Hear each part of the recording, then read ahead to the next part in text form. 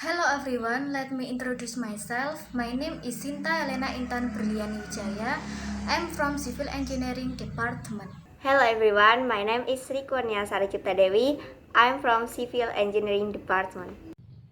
I am Devina Dipura and I am from Civil Engineering, and in this video we are going to explain you about beach reclamation. Beach reclamation is basically the process of restoring a beach in order to increase the benefits of land resources in terms of environmental and social economic by hoarding or adding sand and build a drainage. There are four provisions of reclamation area.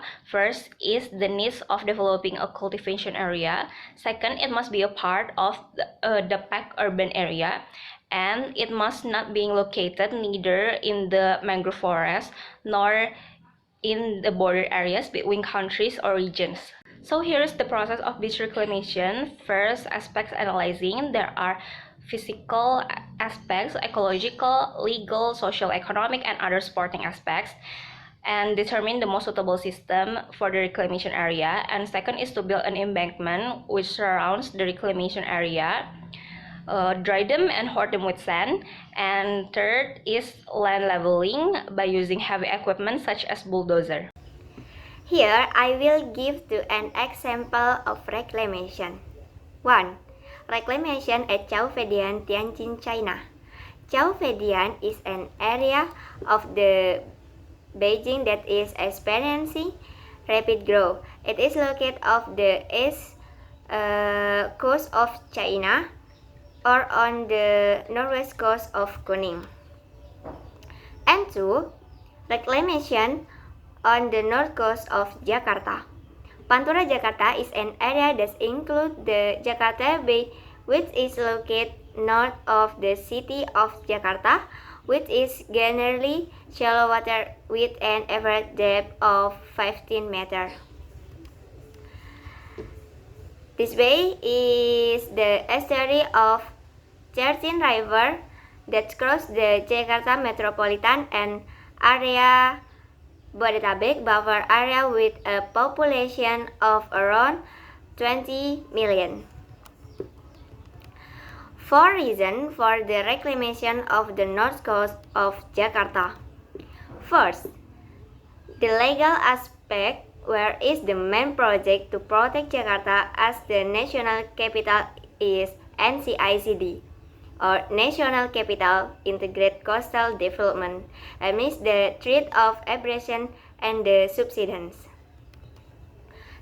Second, namely ecological disaster, including the threat of the shortage of clean water in Jakarta that must be overcome. 3. There needs to be an increase in the productivity of the existing land. And 4th, the legal aspect, which is an issue now. Right, let's move on the impact of reclamation. Coastal reclamation has several positive impacts, such as first, expansion of the area. The land area will expand so that it can be used as a residence for the community. Second, absorption of labor. To build reclamation project, labor is needed so that it can reduce the unemployment rate. Third, increasing the quality and economic value of coastal areas because they can work in reclamation project.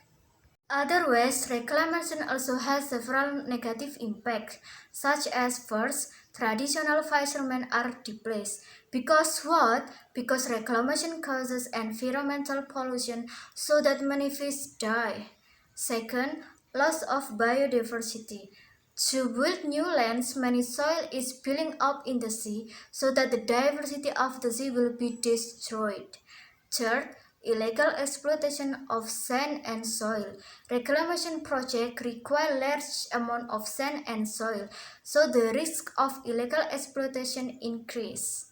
Lastly, there is a debate over territorial boundaries between countries, which has resulted in regional conflict. Finally, to summarize the main point of the topic, reclamation is not a perfect practice. Apart from bringing benefits, reclamation also has negative social and environmental impact. Therefore, before reclamation is carried out, various studies are needed, such as sociocultural, economic, environmental, technical, transportation, and so on. Thank you for your attention, and if you have any questions, please feel free to ask us, and we will answer them.